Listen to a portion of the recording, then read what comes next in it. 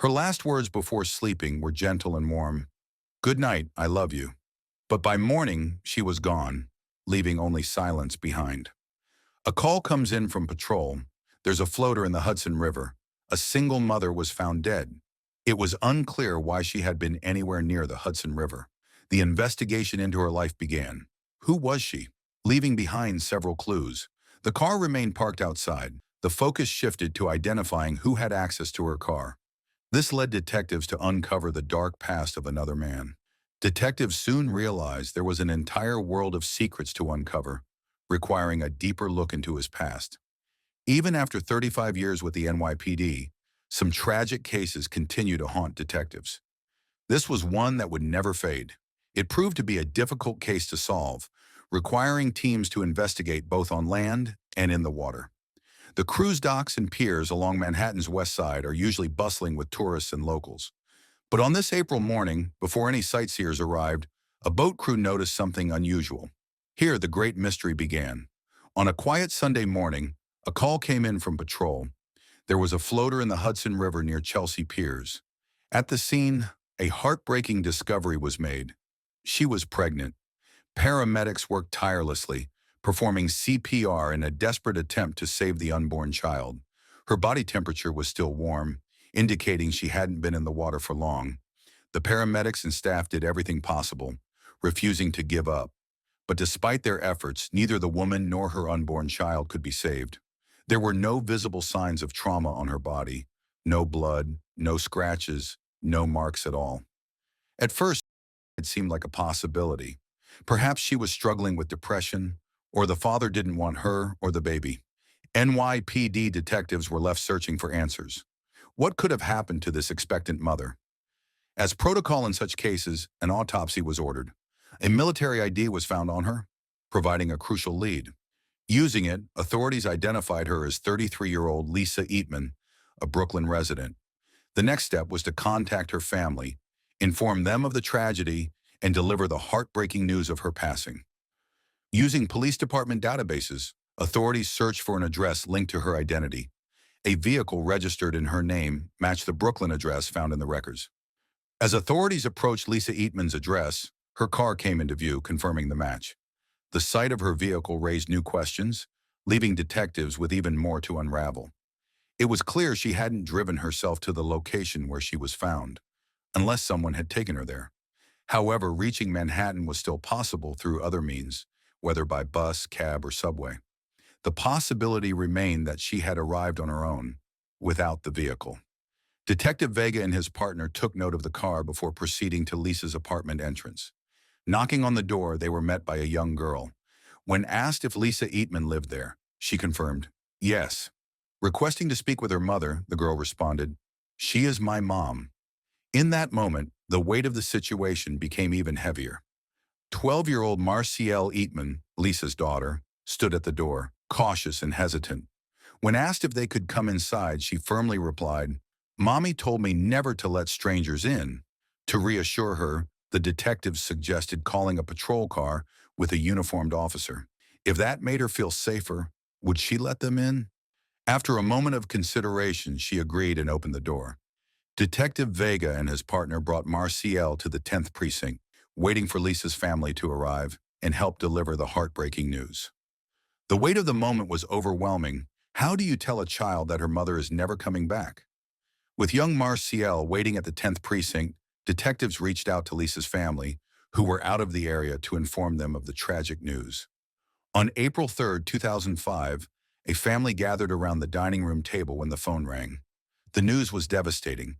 Lisa's body had been found in the Hudson River. The shock was immediate. The phone fell from trembling hands and only one sentence echoed in the air. They found her body in the Hudson River. Lisa grew up in Philadelphia, known for her boundless energy and fun-loving spirit. She had a passion for dancing and singing, and her presence alone could light up any room. During high school, Lisa joined the ROTC program, following in the footsteps of her father, who had served in the Army. Her military career ignited a passion for working with computers and machines, and she found joy in fixing and understanding how things worked. During her time in the Army, Lisa formed a deep connection with a fellow soldier, a relationship her family later shared with detectives. While serving in the military, Lisa met Marciel's father. Both were stationed at the same location, and their connection led to marriage. They spent approximately 4 years together before their paths eventually diverged. Marital struggles eventually led to their separation, resulting in a divorce before their daughter had even turned one. After parting ways with Marciel's father, Lisa made the decision to leave the military and start a new chapter in her life. In 2002, after her military service, Lisa sought a fresh start and moved to the city with her daughter Marciel. New York offered Lisa a fresh beginning. She found an apartment she adored and embraced the city's vibrant arts and culture, drawn to the endless possibilities it had to offer. New York's fashion district was the perfect place for Lisa. With a passion for fabrics and design, she found joy in creating and crafting, making the city an ideal fit for her creative spirit. Back at the 10th precinct, as the 12-year-old waits for her family, she provides crucial insights to Detective Vega. Through her answers, a clearer picture begins to emerge about the events leading up to Lisa's disappearance. The detective gently asked, "When was the last time you saw your mother?" Marciel recalled the night before, staying up with her mother, watching shows together. The last words Lisa spoke before heading to bed were, "Good night, I love you," followed by a gentle kiss on the forehead. She went to her room while Marciel remained on the couch. By morning, something felt off. Lisa was gone. Her car was still outside, but her absence was unsettling. Her purse lay scattered on the bed, everything in place, except for her. Lisa's family arrives at the precinct, faced with the painful task of telling Marciel her mother is never coming home. Marciel was overcome with shock and heartbreak upon hearing the devastating news. Tears fell instantly as the reality of her mother's passing sank in. As detectives consult Lisa's family, the investigation presses forward. The circumstances remain unclear, whether it was a tragic accident, a misstep while retrieving something from the water, or an intentional act. With no definitive answers, every possibility must be considered. While speaking with Lisa's family, detectives carefully approach the difficult topic of her mental health. The next morning, Detective Vega and his partner visit the office of the chief medical examiner, only to be met with shocking findings. The medical examiner uncovers a small caliber bullet lodged in the back of Lisa's head. Stunned, the detectives question how such a crucial detail went unnoticed.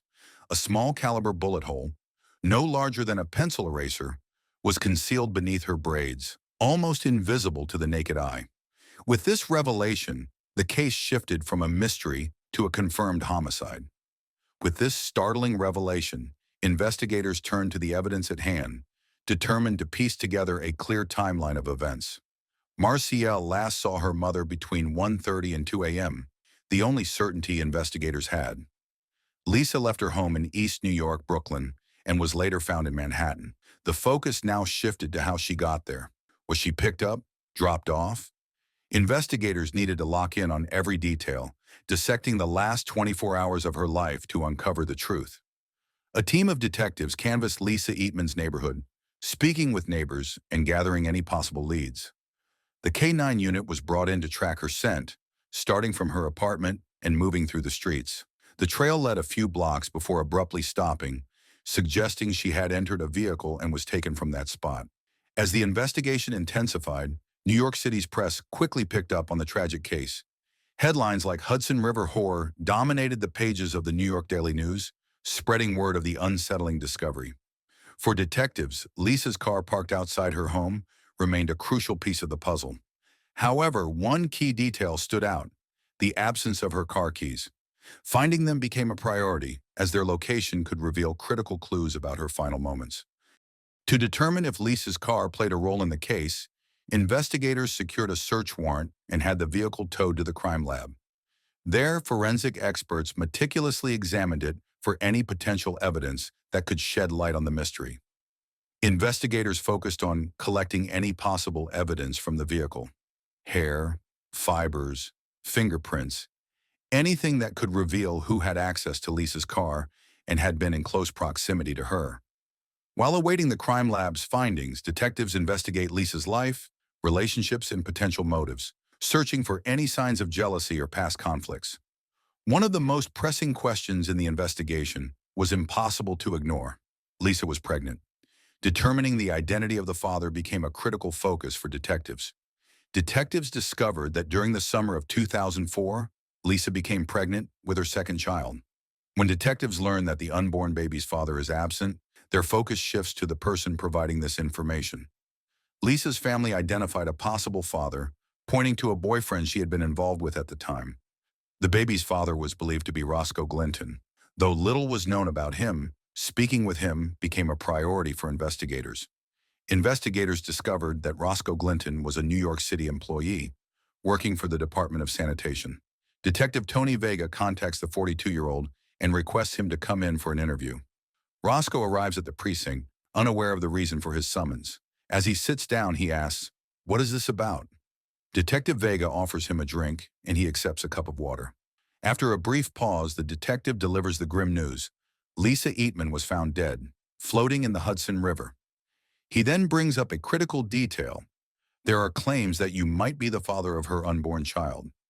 Roscoe appears visibly shaken by the news, struggling to process the reality of Lisa's death.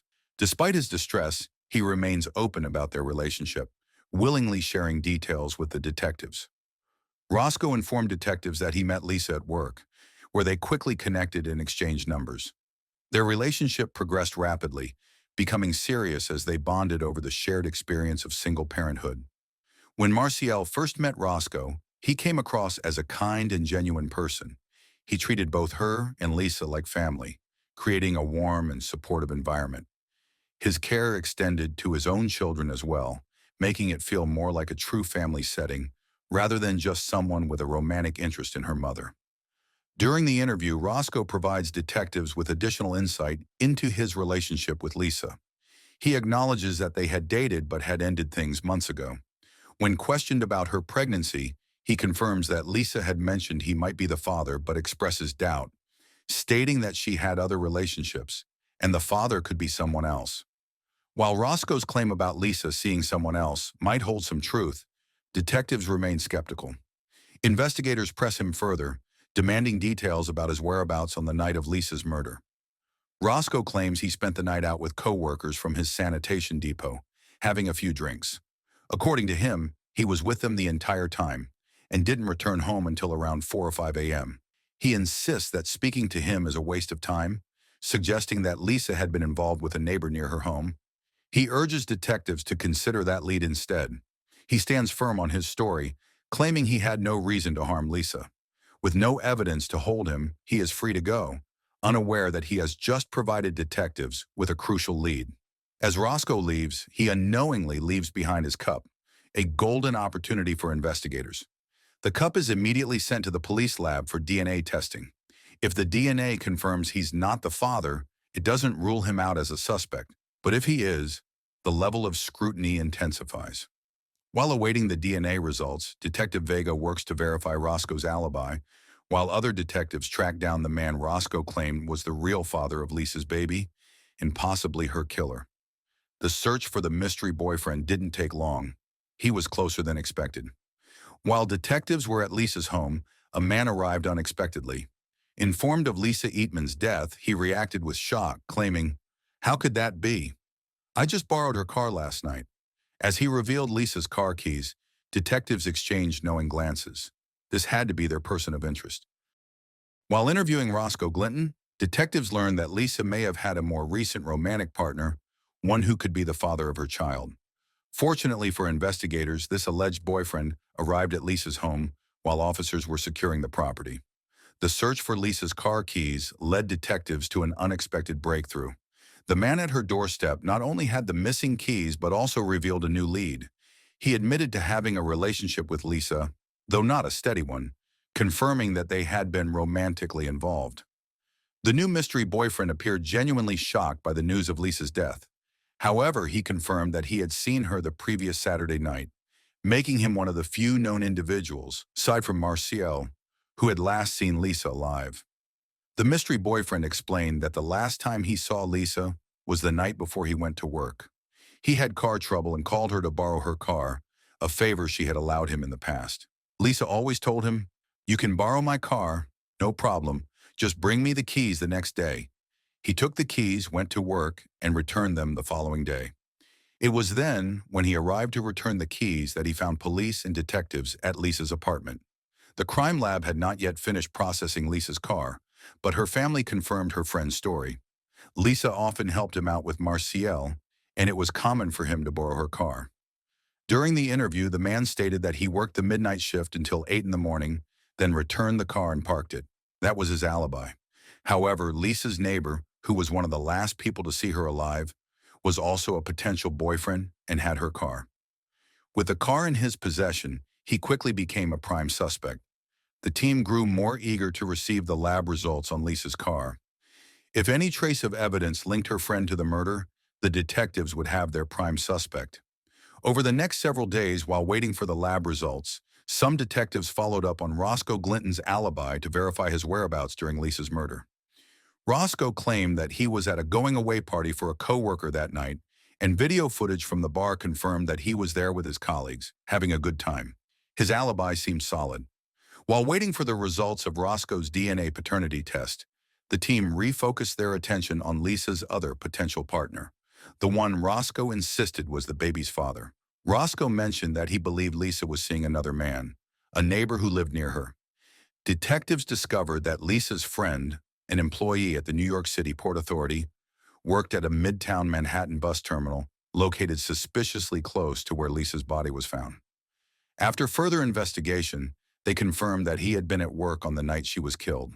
Lisa's friend was confirmed to be at his job, with video footage and clock-in records supporting his alibi. Meanwhile, the crime lab completed their search of Lisa's car, which he had borrowed. They checked for DNA, bloodstains, and any other evidence, but the car came back clean. Nothing was found. With the lab results and verification of his alibi, detectives were certain that Lisa's neighborhood boyfriend was not involved. However, they still had no solid evidence linking Roscoe to the crime either. A few days into the investigation, detectives get a break when Lisa's cell phone logs arrive at the 10th precinct. The records show a call made to Lisa at 3 a.m. from a payphone at a gas station. The use of a payphone instead of a personal cell phone raises suspicions, hinting at an attempt to cover one's tracks. What makes this even more suspicious is that the payphone was located just a few blocks from Lisa's home. Once the detectives received the news about the payphone, they exchanged looks. It was clear that was the last call Lisa ever received. She had spoken to the person on the other end, meaning she knew them. At that moment, the detectives were certain the person who made that call was the main suspect. After Lisa Eatman's cell phone logs revealed a mysterious 3 a.m. call from a nearby gas station, NYPD detectives were eager to investigate their strongest lead yet. A team was immediately sent to the gas station to search for any surveillance footage, as well as to check the surrounding buildings, homes, and businesses for any additional leads. Unfortunately, no video footage was found to confirm anyone's presence at the gas station, leading to yet another dead end. Despite this setback, the team remained focused on their primary goal, seeking justice for Lisa and her unborn child. And as the investigation continued, Lisa's family in Philadelphia laid her to rest, 1 week after her tragic murder. The pain was overwhelming. No one should ever have wanted to harm her in such a cruel way. Her unborn child never got the chance to take their first breath, leaving the family devastated by the loss. In their pursuit of new leads, the NYPD reaches out to other New York City law enforcement agencies. Soon enough, detectives catch a big break. They receive a call from the DEA, revealing that the agency had been running its own investigation on the same block where the bar was located, where Roscoe and his co-workers had been partying. The NYPD's branch of the DEA was conducting an unrelated operation and just so happened to be surveilling the same area. Fortunately for the investigation, Lisa Eatman's case had become a topic of discussion among various New York City law enforcement agencies. The DEA reached out, offering their surveillance footage of the block, informing the detectives that they had been there that night. This unexpected connection gave the investigation a crucial new lead. During the interview, Roscoe claims he arrived at the bar around 12 or 12:30 at night and stayed there for hours with his colleagues. However, the DEA surveillance footage tells a different story, showing Roscoe leaving the bar much earlier.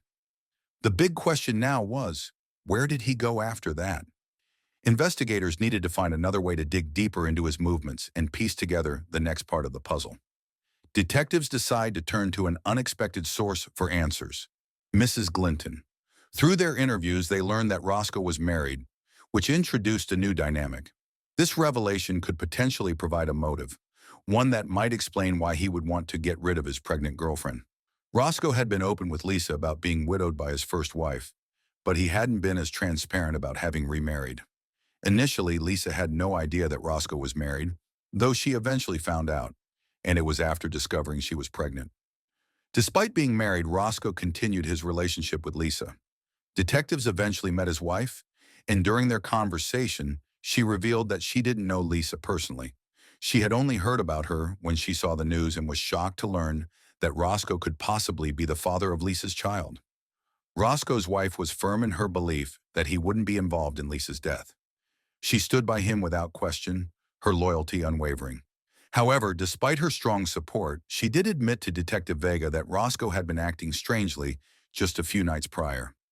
This admission raised suspicions, adding another layer to the investigation. Roscoe's wife revealed that on the night Lisa went missing, he went out to a bar in the city with his coworkers. She grew concerned when he stayed out late, repeatedly calling him as she knew they needed to drive to Pennsylvania for a family barbecue the next day. When Roscoe finally came home early in the morning, she confronted him, saying, "I must have called you over 100 times." His response was simple: "Oh, I was at the bar with the fellas." It was so noisy. His explanation seemed off, adding more uncertainty to his alibi. Roscoe's wife noticed he seemed agitated at the family barbecue and wanted to leave early. On the drive back, he insisted on stopping by the sanitation garage to pick something up, but later drove past it, saying he would get it on Monday. This unusual behavior raised suspicions. Lisa's body was found just half a mile from where Roscoe worked, which raised red flags. The proximity made detectives think, this is too close for comfort. The NYPD investigates a new lead from Roscoe Glinton's wife, shedding light on his whereabouts the night of Lisa's murder. Meanwhile, as detectives continued speaking with people in Lisa's circle, one of her friends revealed a shocking claim. "Roscoe Glinton did it. Roscoe Glinton killed her. We told her to stay away from that man." They then shared a story explaining that they had heard Roscoe was involved in the disappearance of his first wife. Lisa Eatman's friend revealed that Roscoe Glinton had a dark past. With this new information, detectives shifted their focus entirely to uncovering as much as possible about him. They soon realized they had to delve into a whole new layer of investigation, exploring Roscoe's history and potential involvement in more than just Lisa's murder. 7 years earlier, Roscoe's first wife, Deborah, had gone missing in Newburgh, about an hour and a half north of New York. Detectives reached out to the Newburgh Police Department, where an officer quickly answered. They asked about Roscoe Glinton, hoping to uncover more about his past.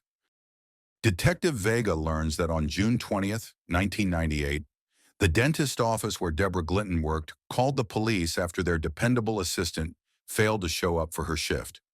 It was revealed that Roscoe was the primary suspect in the disappearance of Deborah Glinton. Investigators in Newburgh conducted extensive searches, but despite their efforts, they found no trace of her.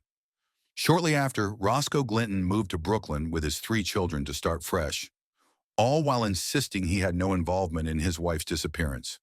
Deborah Glinton seemed to have vanished without a trace until an unexpected discovery on November 24, 2001. Approximately 3 years later, her remains were discovered by a hunter along the New York State Thruway. Deborah Glinton was identified through her dental records.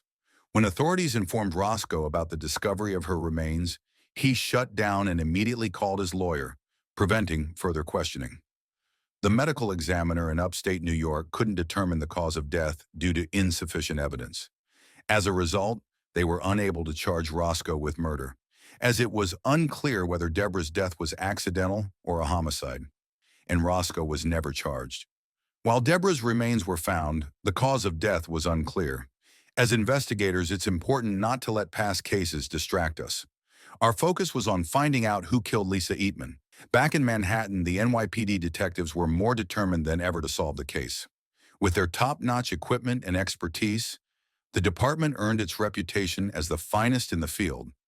With Roscoe's cell phone geolocation data in hand, detectives were able to track his movements the night Lisa Eatman was murdered. They recovered all the locations where his phone had pinged during that critical time, revealing dozens of missed calls from his wife. Each ignored call left a digital footprint, allowing investigators to trace his phone's journey.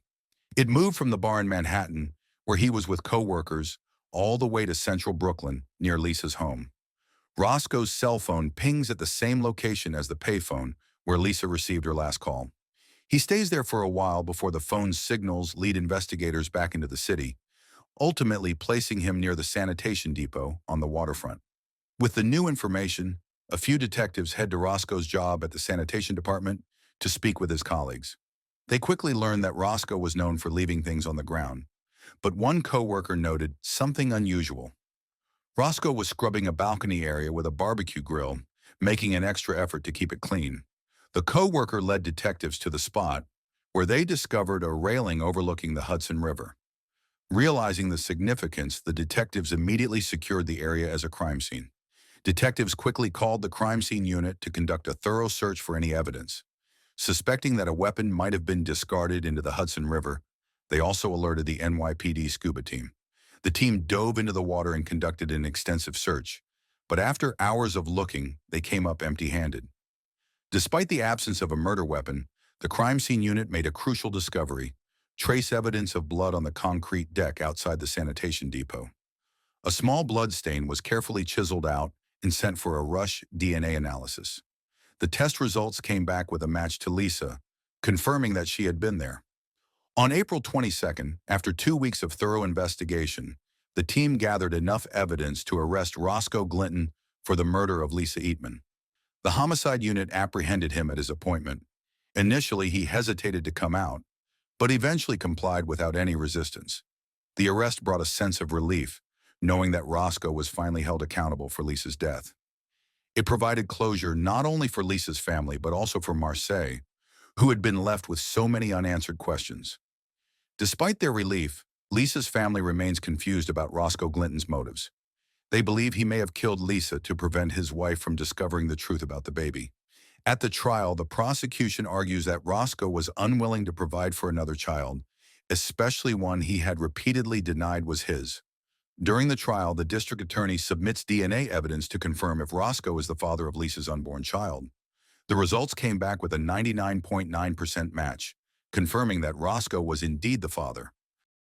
Roscoe never cooperates or confesses to the crime, but the police develop a theory. They believe that Roscoe called Lisa and said, "Meet me when I get to your door. Come with me to the sanitation garage, and I'll give you money for the baby." Lisa, trusting him, left her purse, keys, and daughter behind, thinking it would just be a quick ride for whatever he had promised. Ultimately, it was the data from all the ignored phone calls from his wife that sealed his fate. To the detectives, Roscoe Glinton appeared to be someone who cared only about himself. He thought he was clever enough to get away with the crime, but he made critical mistakes along the way. In the end, the only ones who truly know what happened that night are Roscoe and Lisa. On November 21st, 2006, Roscoe Glinton was found guilty of second-degree murder and sentenced to 25 years to life in prison. However, Lisa's family felt that the sentence wasn't enough to truly bring justice for her and the life that was taken. Unfortunately, Roscoe was only charged with the murder of Lisa, as New York law does not allow charges to be brought for the death of an unborn baby. Marseille reflects on the challenging journey of coping with the loss, saying, "It's been tough, just trying to cope and hold on to the good memories of her.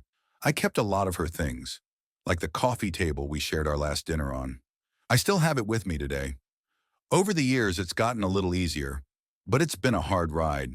I don't think the pain will ever completely heal. I just wish she was here with me. I miss her so much, and I love her."